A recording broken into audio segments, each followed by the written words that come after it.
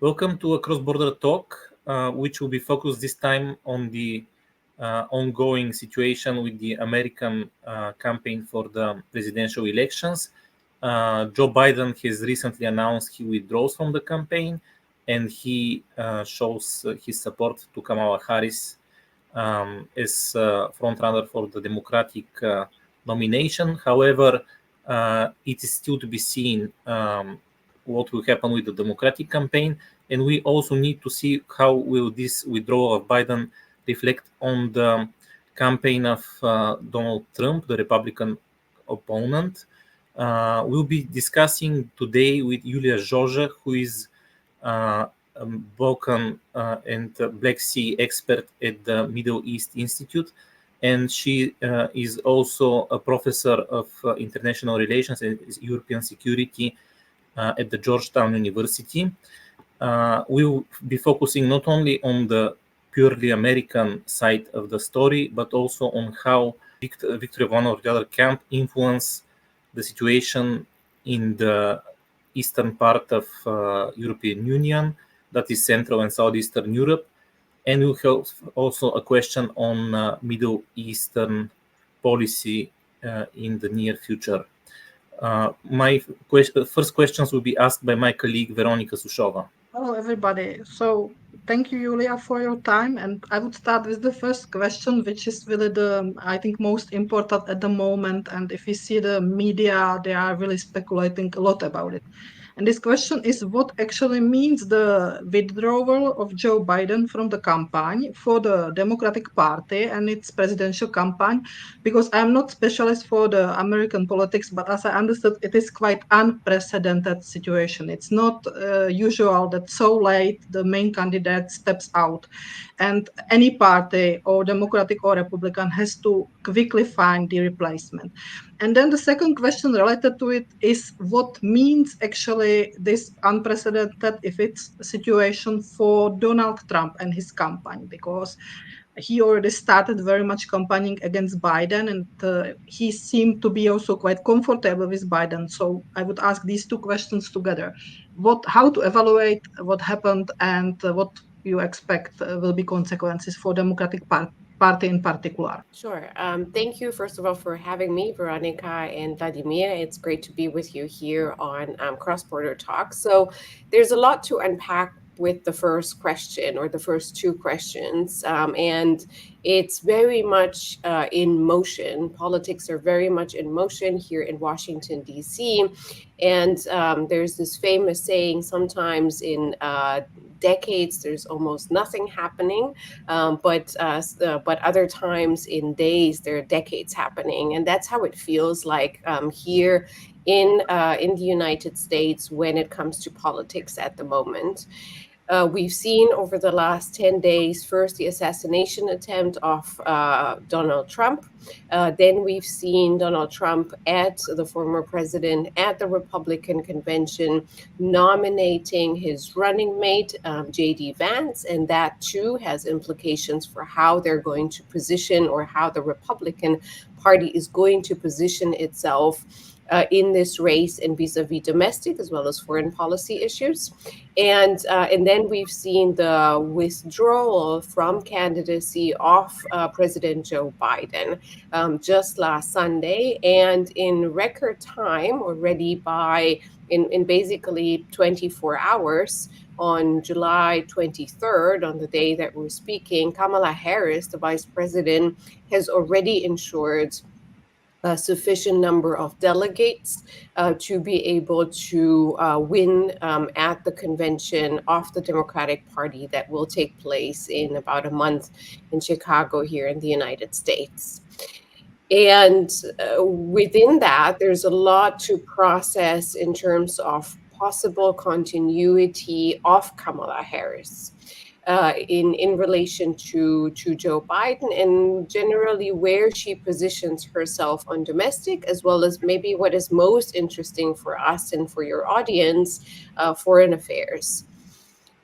the problem has been, to be straight, that until Joe Biden has been underperforming with the famous debate between him and Donald Trump a few weeks ago, and the NATO summit that didn't go so well, and just overall signs that he is perceived as not being up for the job, until then, it was actually perceived that Kamala Harris was his weakest link, because in 3.5 years here in the United States, she has been perceived as very weak on both domestic affairs and on foreign policy. Now, vice presidents do more on domestic than foreign policy, but nevertheless, she's been perceived as absent. And so that means that for us, in terms of substance, it's very, very early days to discern how she's going to position herself, and her job will be in the next few weeks in the campaign and next few months to differentiate herself from Joe Biden. How is she different from Joe Biden, especially on what is interesting for us, foreign affairs? When it comes to domestic affairs, that too might be a weakness for her, because she is considered progressive, much more left than he has been. And it very much will depend, of course, on what running mate she's choosing as vice president, in case she will be the nominee, but it's almost certain already at this point. And on domestic issues, again, she's quite progressive, especially when it comes to abortion, LGBT rights, migration. Many of these things really matter for US voters. And so this will be key. All of these issues will be key in the election. Basically, we now see the problem internally, which is not really changing with Kamala Harris, unfortunately, that we have this hyperpolarization here in the United States. We've learned so much about it through Donald Trump that has been really channeling it over the past few years. But the problem has also been her moving or being perceived as pretty left too. He is pretty right, and J.D. Vance as vice president or running mate is making him even more extreme, more far right. But that means for the majority of voters that they might not have been happy with Joe Biden versus Trump as options, but that for those in the middle, it might be even or just as difficult.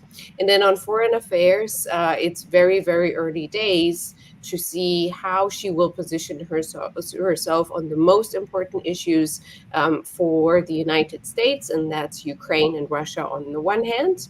It's very interesting for us. It's also the Middle East. There we already see some very early positioning, and maybe we'll talk about that in a second. And of course, China. China is the most important issue for the United States internationally. Okay, I would go bit deeper to this, what you already was talking about. That is, if we see some of the polls, and we could see that the situation between Trump and Biden, at least in some polls, was that they were very, very near each other. But still, Trump was stronger, it seems, in the public opinion polls, in the favorability or support for the presidency. So, how do you expect will now the things turn if we will still stay with the Kamala Harris? I know politics can change, and she's not yet official nominee of the Democratic Party, and so on. And you now said that she is having a particular policies behind her, which can attract some voters, but they can also alienate some other voters. And most probably, Trump will try to attract the voters which are not decided, and she and her vice president candidate will try to decide or attract the voters which are not decided. So do you think there can be some kind of a huge change or huge dynamics within this because of this hyperpolarization, and because Kamala Harris and her figure will basically open even these scissors more in the American politics? So it's entirely possible. You're sort of already alluding to that with your question. A few hours, I want to say 2 to 3 hours after Joe Biden's letter went out announcing his withdrawal from the campaign and from running, Kamala Harris's first political ad was already all across social media as well as mainstream media. And in that ad that you can find online, she is positioning herself the way it is to be expected. She's saying, I am the prosecutor and I prosecute bad guys. That is my background. And my counter candidate, Donald Trump, is a felon. So this is the quite extreme, if you'd like. Of course, it's politics and it is to be expected, but it is quite an extreme way of running, right? She is from the outset creating this opposition between her and Donald Trump, and we will have to see how far that gets her, how far that gets her with voters. The problem, and I already sort of alluded to that or mentioned that in my previous answer, is indeed that for a big number of American voters, they are finding themselves in these circumstances if she is positioning herself, and that's kind of her chance, quite progressive, and I wouldn't say far left, but progressively left, that there is very little home for them.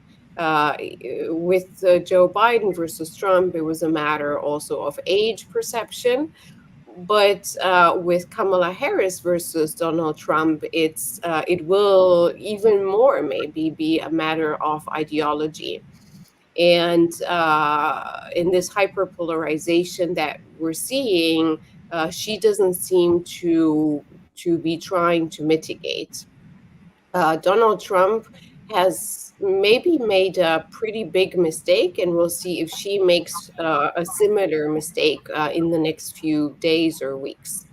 His mistake has been last week. That's why I'm saying everything has been happening so quickly, but such important events over the past week or so. His mistake has been to select a running mate that is perceived as even more extreme in discourse than he is. J.D. Vance is rhetorically perceived as even more aggressive and more extreme.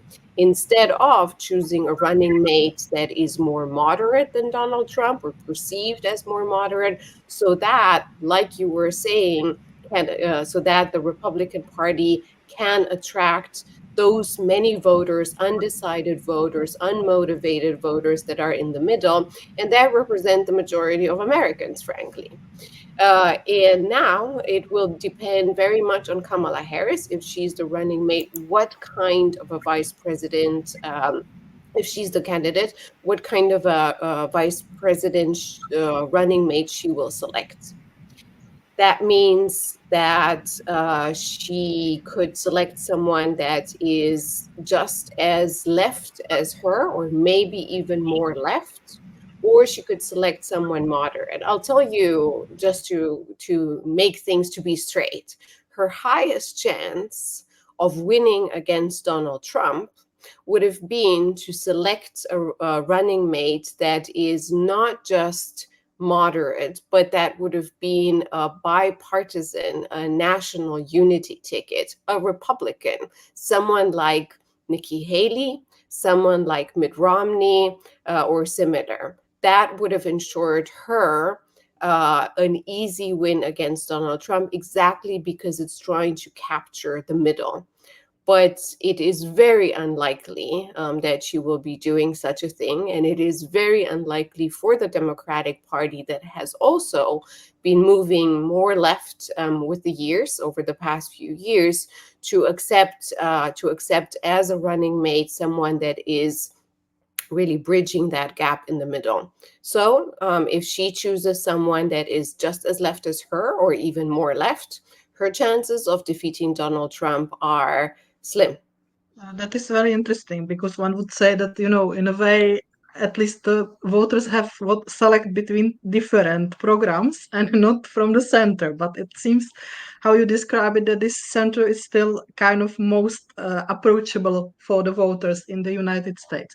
But okay, we of course have to say that we don't know, and it's not 100% sure that Kamala Harris will get the nomination. But as it seems, unfortunately, to me, it seems that there is nobody else who could, at the moment, step in, and probably the vice president has also a specific position in the American politics. So, if she will get the ticket, which is probable, but of course, still it's politics. As you said, things are changing quickly. I would still ask you what to expect, at least. I don't want any deep details because you said that things are changing. There is no clear profile in international politics for Kamala Harris.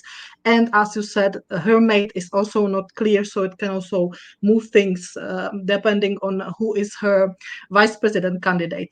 What to expect in the most important parts of the international relations for our region? It means, of course, relations to the Central East Europe and specifically to Ukraine. In the case of Kamala Harris, most probably, will there be total continuity with Biden, or you think there will be some kind of changes related to this topic? Yeah, it's a difficult question to answer because it's just very, very early days. We only have very few indications of where she might position herself, and it's entirely speculative because until she's the candidate of the Democrats, and then if she wins the election, both of them are still a question mark, one larger than the other. We will have to see who she selects on her team. What we know so far is that she has a national security advisor, someone called Gordon Phillips, who is specialized and very interested in Western Europe, particularly France and French affairs. And he has been positioning himself in favor of support, particularly for Ukraine prior to the war, but he's not a foreign policy hawk. And I don't see her being neither. You know, she hasn't left the best impression, to be frank, when she has visited our region. She went to Warsaw and she went to Bucharest in the midst of the war. And she didn't seem quite certain where she was. She mixed up the eastern flank with the southern flank. And it was so bad that she actually had someone from her team fired. But that tells you that she's not really invested into the region. She's not one of these old school American politicians, particularly the Republicans that have been traditionally around the end of the Cold War and even after, been very invested into the region and have been pushing investments and commitments of the United States to the region, including even in the first Trump, or the first years rather, of the Trump term. And so that's kind of what we know of her and her team. So if Gordon Phillips and others are staying close to her, if she wins the election, and a lot of ifs, and if he will be her national security advisor or state secretary, that's good news for transatlantic relations in a similar manner in which Biden was, right? She will not be the last transatlanticist. Biden has been to the core, but there's some chance that she will still be invested into Europe overall and appreciating partnerships and alliances in a radically different manner. This has to be said from Trump. We know, and that's our biggest fear, and in Europe particularly, but not only, in Asia too, that Trump personally, as we've seen in his term, does not appreciate alliances and does not appreciate partnerships and thinks that, well, he's driving neo-isolationism and Kamala Harris should be very, very different. But because you asked me about Central and Eastern Europe, and of course to us in this region, the war is central, right? Am I hopeful that Kamala Harris will radically change the game from Joe Biden and position herself even in the next few months? Because that will be her job, to explain to us how she is different from Joe Biden. Will she be going out there and saying, I'm changing the name of the game in the war. I am here to help Ukraine win this war. We're changing the weapons policy. We're changing the strategy. We are developing a strategy in the first place to win this war. We are explaining in the first place to the American people, something that Joe Biden has never done, why Ukraine and why Central and Eastern Europe are in the national interest of the United States. I am doubtful. Okay, a similar question could be asked about Donald Trump if he wins. You already mentioned the transatlantic relationship as something very important to position with regard to. So what would a Trump victory mean for this transatlantic relationship, as well as his policy towards our region? Well, so if I'm reluctant when it comes to Kamala Harris in transatlantic relations, and particularly our region, I am even more scared, like significantly more scared of Donald Trump returning. And I think there's an important element here that it is a bit difficult to understand when you're looking from the outside into the United States. A lot of people in our region, across the eastern flank, if you'd like, particularly in societies that are a bit more conservative, a bit more traditional, if you'd like, Donald Trump was appreciated.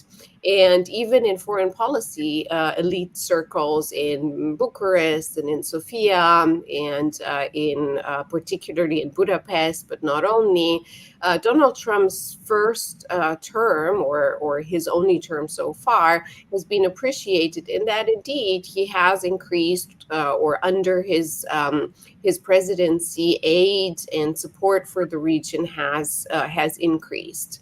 But what we need to understand is that that was not due to him. That was due to the people around him that were highly professional, highly educated, and highly invested. Many of them, these old school Republicans that I was mentioning, highly invested into the region. People like McMaster, people like John Bolton. I remember when nobody would travel to Moldova. John Bolton was traveling to Moldova, to Armenia, to Belarus. So really people invested into the region. That's not going to be the same if Donald Trump is returning. All of these people have had their fallouts with Donald Trump. And he will surround himself with people that are far more isolationist, that appreciate alliances and partnerships far less. He himself does not have positive feelings with regards to Europe overall and the European Union. We all remember the trade wars that he insisted on. He is not appreciative of NATO. We all remember, and now it's being leaked, how he thought about quitting NATO, and he does not appreciate Ukraine. He himself has created an impeachment because of Ukraine, right, and because of what he has asked Zelensky to do. And so that's all very, very bad news for the region. And we should all be concerned and understand that if Donald Trump returns to the White House, we should be preparing for that for that possibility with some serious Trump proofing that is already underway, to the extent that it is possible within NATO and within the European Union. But I would argue a lot more is needed, because it will be much more about a policy of each on their own, a lot more bilateralism, a lot less multilateralism, and again, a lot less investment of the United States in soft power, in its most important alliances and partnerships. Okay, what I derive from your words is that there will be maybe super personalization of the foreign policy, if I may say, given that it's important what Trump thinks or feels about our region or what are the people around him. But I also think there is an institutional, traditional component of American foreign policy, and that is NATO. There was a summit of NATO in Washington this month, in July 2024, and it had a number of decisions and statements on the region, on Ukraine. How do you evaluate the conclusions of this summit of NATO, and what could change in the situation in which, let's say, Donald Trump comes into the White House, given that he had already some statements that caused speculation he might be not dedicated to NATO? Yeah, that's elegantly put, not dedicated to NATO, Vladimir. It's not looking very good if we're looking at Trump and NATO. The summit in itself was according to expectations. It's if you had the wrong expectations, then the risk was that you ended up disappointed. But the Biden administration has been very adamantly trying to, as Americans say, manage expectations because of how bad the PR was around the previous summit in Vilnius last year. And so the Biden administration has been preparing here in Washington the summit for months, telling us, everyone, it's in so many words, it's not about putting things on the agenda, particularly not the difficult things. Read the Eastern flank and the countries in Central and Eastern Europe that are most under threat, and of course the war. It is about celebrating 75 years. And so that's what we did in Washington, D.C. We all gathered for celebrations, and it's been very, very controlled. In the public forum, for instance, no questions were allowed. And no journalists were in the public forum neither. So that tells you how controlled this so-called celebration has been. And so if we're looking at the outcomes, at the palpable, actionable outcomes of the summit, because nothing difficult has been put on the agenda, nothing could come, or nothing palpable, not much palpable, could come out of it neither. Biden has announced 5 more air defense systems for Ukraine. 4 of them were already announced beforehand, and either way, they're completely insufficient compared to what Ukraine needs. There have been some very bad news around the summit. Poland has offered to help Ukraine defend its western airspace, and essentially the Biden administration has said no. The UK has come out to say that Ukraine can use long-range weapons wherever it likes in Russia to defend itself, because it makes sense, right? For Ukraine to be able to attack the sources from which Russia attacks Ukraine, and hence Ukraine has to use all this expensive air defense system. And the Biden administration has not moved on that. Maybe it will one day, but it seems that it's the same policy within this summit as it has been over the past 2.5 years now.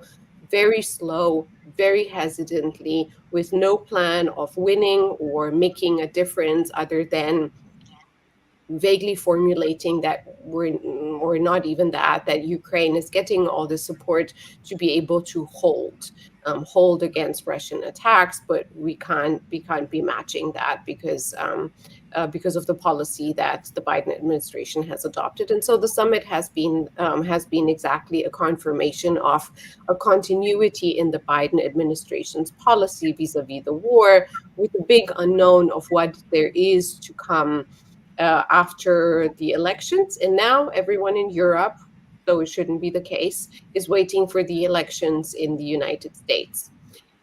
My fear is that, indifferent of whether we'll have a Republican administration or we'll have a Democrat administration, the supplemental aid for Ukraine has been approved with such difficulty this year, and none of the candidates have made any effort to increase political support for future help or to change the strategy, that indifferent of who will be in the White House next year, we might see the administration forcing Ukraine to the negotiation table towards a negotiation that is unsustainable. We know that that's what Trump is promising, and that it will be that his promise is very vague. In a few hours, he will solve the conflict. It's unclear, including to Ukrainians, how that would be possible when Russia has not changed its negotiation demands or its position. But that's where we're at. And so if we have a Democratic administration, the tone will be much more polite and the nudging will be much more gentle than with a Republican administration. But the outcome, I fear, might be a similar one. Okay, finally, I would like to profit of the fact that you are associated with the Middle East Institute, and we also have curious developments in the Middle East. On one hand, Israel seems to be getting isolated because of the war in Gaza, which it conducts. On the other hand, Iran has just elected a reformist president who says he's open to renewal of the nuclear agreement or overcoming of Iran's isolation. And we also see that China has been advancing in the region for the last years, including it brokered an important reconciliation agreement between Iran and Saudi Arabia recently in the last year. So in this context, once again, with regarding to the future American president, what policy should we expect regarding the Middle East from either a Democrat or a Republican candidate, future president? It's a great question. And I think here, too, the unknown is how Kamala Harris, if she is the candidate, will position herself. And of course, if she wins. In the case of Trump, it's very clear. And it maybe is becoming even more clear with the nomination of J.D. Vance as his running mate. Both Trump and J.D. Vance are very pro-Israel and very anti-Hamas, and also very anti-Iran. Frankly, the Donald Trump's anti-Iran policy is the reason why also a significant part of the Arab community here in the United States is voting for the Republican Party. And so we can expect, and we know that Donald Trump has very good relations in Israel as well. And so we can expect, with a potential presidency of Donald Trump, a second term, that there is going to be a very hard policy against Iran.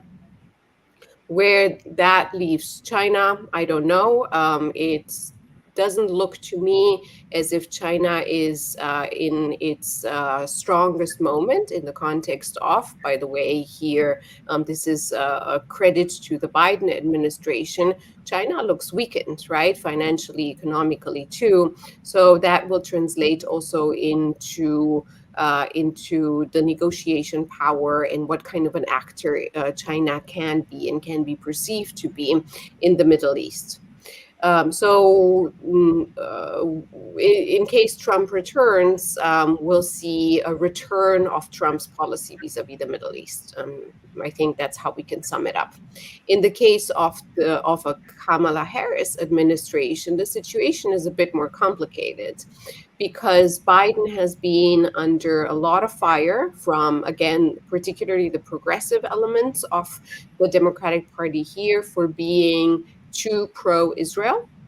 But he is bound too by party loyalty and by the fact that, frankly, we tend to forget that Israel is an ally of the United States.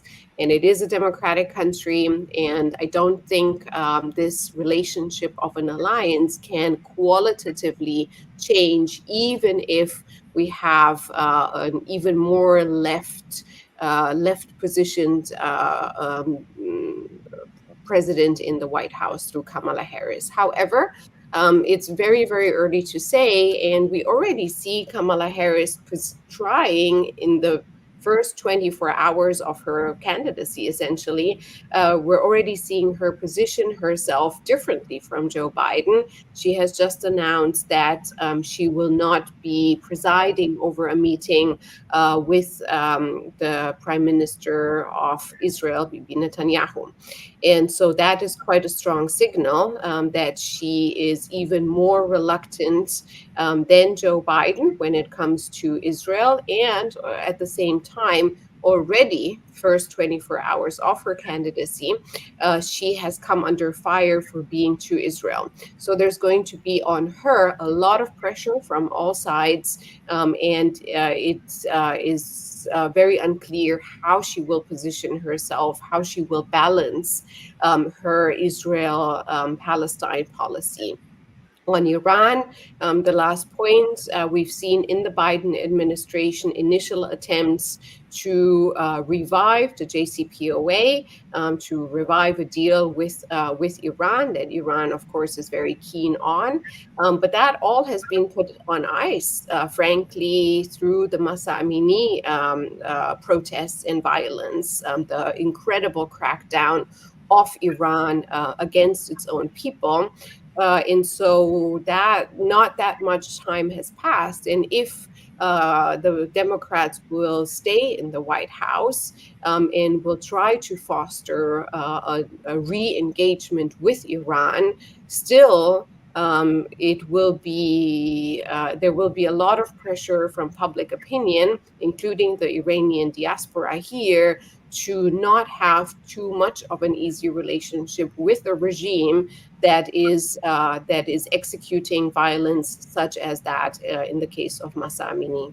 Okay, this was the next episode of Cross Border Talks. We were speaking with ER specialist Iulia Joja about the recent developments in American policy and in domestic issues and international issues. We can promise our viewers that we are going to follow the development in the American politics because, as you know, the elections are going to be in November, and it's very important to observe and analyze these developments for everybody, including our region. And I would like to also remind everybody to subscribe our channel to get regular updates, to follow us on the social media, and of course to visit our website crossbordertalks.eu, where you can find also very actual articles and commentaries about international affairs and about our region, Central and Eastern Europe. Thank you, Iulia, for your time, and I'm wishing everybody who is watching us or listening us a nice day, afternoon, evening, or whatever time you are dedicating to us. Thank you. Bye-bye.